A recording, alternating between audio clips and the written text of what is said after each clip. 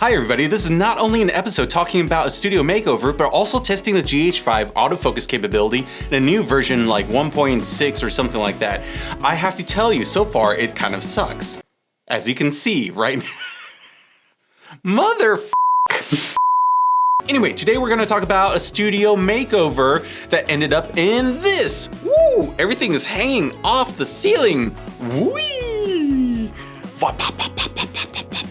I've been shooting in my garage for a while, but it was time for a makeover because in the end, I was just rolling out light stands and shooting in a garage. I wanted to feel like an actual legitimate studio. I had sound treated it, and so it no longer sounds like a garage, as you can see here, but it just was messy. Cables were all over the place, stands, tripping hazards and such. Anyway, so I have 4 lights and 1 boom stand, C-stand, that had to get off the ground and up into the ceiling in order to clean things up.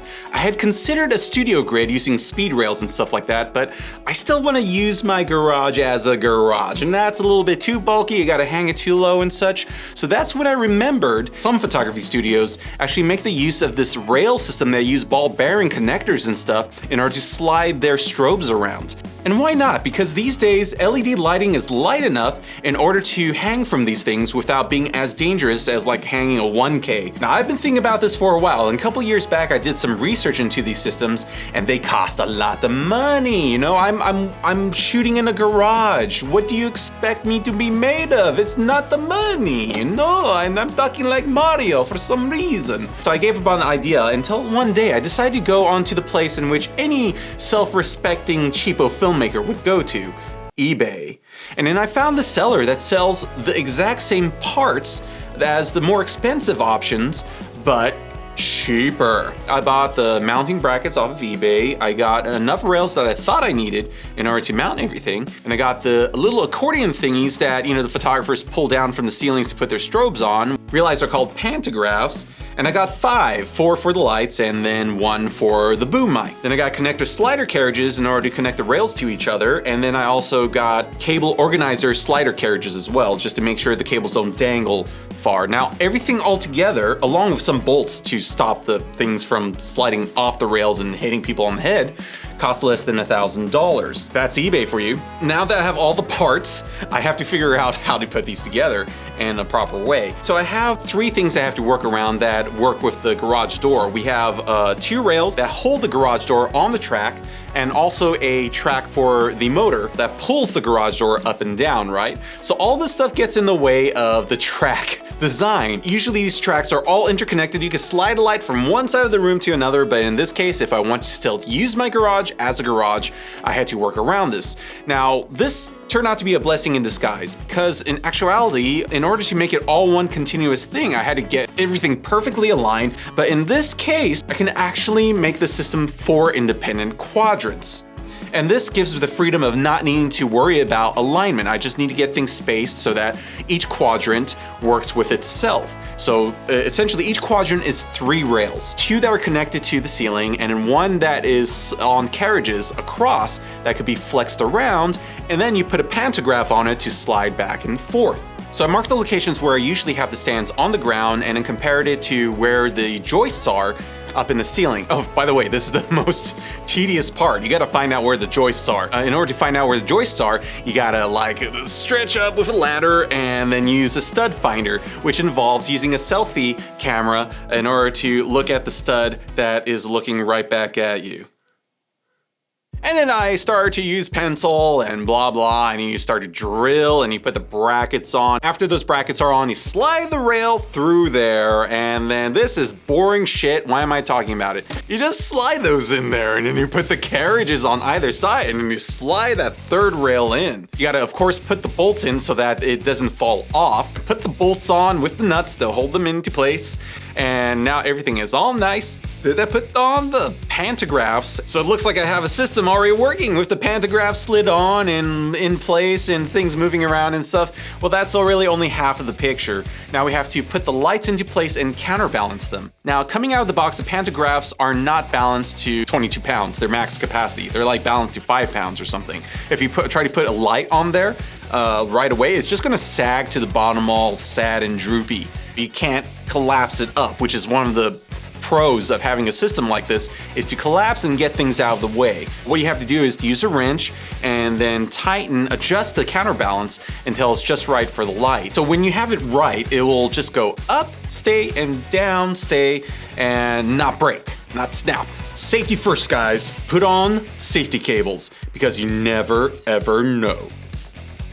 So how are we gonna power these lights? Let's dangle them, from the lights to the ground to outlets and, continue having a tripping hazard? Hells no! We're gonna have to power from the ceiling. And the pro of having a motor for the garage door, there's already built-in power on the ceiling. Now, some people say one outlet, no bueno for 4 lights, but this is freaking LED lighting. Barely draws any power compared to incandescent lights of yore. So I mounted the power strip onto the ceiling and then just cabled everything to that power strip and voila! But things still dangled, especially when you want enough slack in order to slide things around. That's a problem because that's gonna hit your face. It might get into the shot, cause shadows or whatever. So that's where the cable organizing carriages come in, so that it kind of collapses as you slide the light around and expands as you slide the light around, kind of like accordion style. Now the problem is that this is the most expensive part that you buy from these eBay sellers. They're $15 a piece. So you know what? I decided to spend $250 to buy a 3D printer so I could save $200. That makes sense, doesn't it? So I got a Creality Ender 3D Pro. And you know what? The first thing I printed out of that thing was a Porg. Anyway, so once I was done porging out, I went into Tinkercad because I don't know shit about AutoCAD and 3D designing, and I created this little U-shaped thing to match the expensive, little cable thingies. And then I bought some hardware from Home Depot and Lowe's with ball bearings and used a zip tie to actually hold the cable, and voila! I got a really cheap cable organizing carriage that actually fits with tighter tolerances than those expensive $15 thingies. Now, a studio makeover would not be complete without spending some extra moolah on a new shiny light. And for this studio makeover, I wanted to get a new key light. And honed in on my sights is the Aputure 300D Mark II.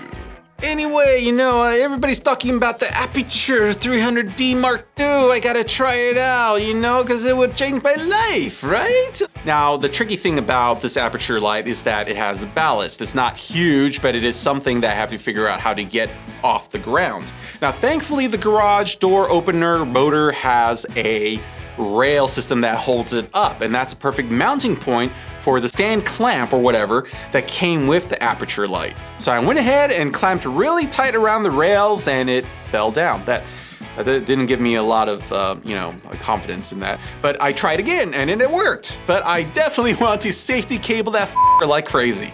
But the ballast is where the power button is, and it's on the ceiling. And how do I do? Oh, no worries, because Aputure thought of that. You just have to take out the Sidus app to connect through Bluetooth to turn it on. And when you walk into the garage in the morning, you just, instead of going up on the ladder up there, you could take out the app and go like, whoop, and then you could slide the intensity, boom, an awesome quality light coming nice and soft off the softbox.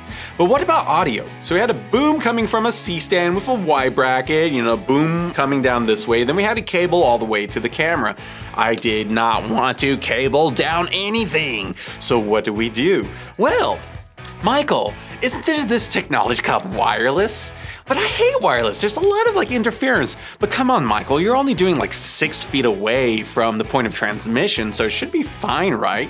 Well, Michael, I guess I will try it out, but I don't want to spend a lot of money. I mean, it's like $300 for the cheapest thing. Well, why don't you look on Amazon? Okay, I'll look on Amazon and woo, look at that, a Nux. What is it? Nux. It sounds like a character from Mad Max Fury Road. It's a Nux B3 transmission system. So it's XLR to XLR. So it's essentially like you're have an XLR cable, but without the cable, right? That's pretty cool to me. Has internal rechargeable batteries, so you are wireless on that as well. So to mount the shotgun mic from the pantograph, I use a mini grip kit from Matthews, and then put the NTG Plus 4, which is self-powered, into the shock mount.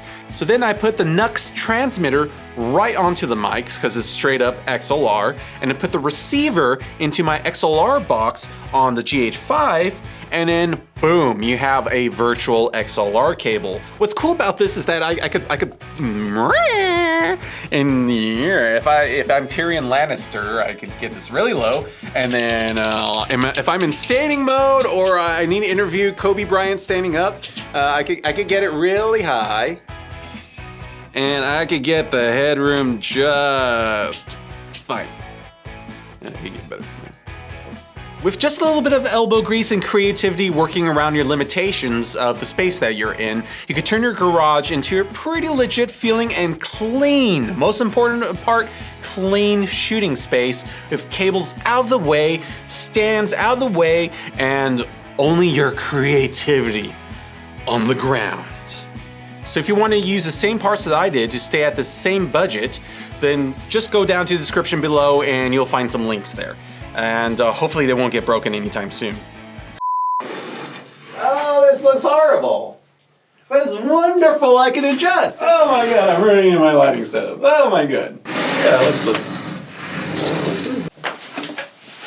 Well, hello there. I'm surrounded by high CRI. And my hairspray is scratching against the diffusion.